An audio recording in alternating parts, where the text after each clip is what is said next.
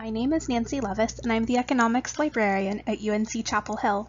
This short video on the research process talks about picking a topic and brainstorming a research question for sports economics. Research is a process, an iterative cyclical process.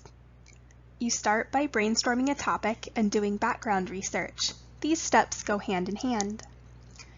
Then you narrow your topic after you've learned something about it.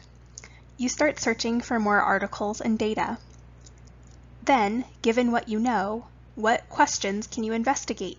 What is your research question? Then you'll search again, looking for more relevant articles.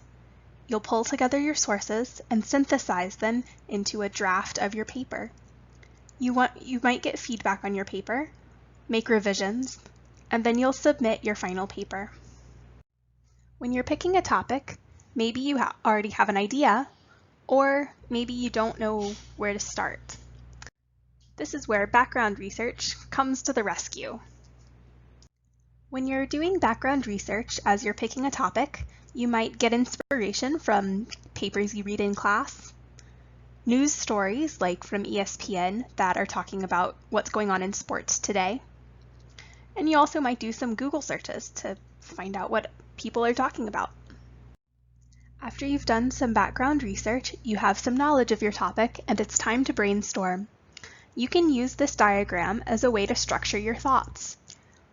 The first part is what. What is your topic? Be as specific as you can. You'll think about who's involved, what groups of people care about your topic or are affected by it. Then you think about what impacts does your topic have? And finally, why should we care about this topic?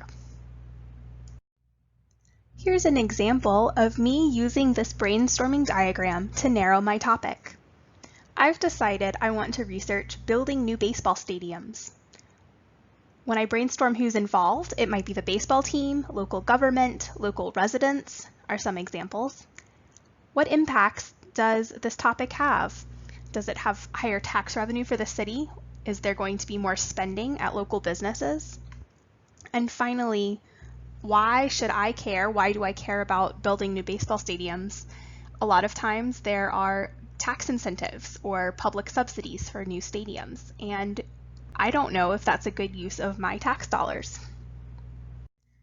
Now that I've brainstormed a lot of more specific ideas about building new baseball stadiums, I can use my brainstorm to narrow my topic and pull out kind of these subtopics to focus in on. So for who's involved, I'll think about local government and local residents.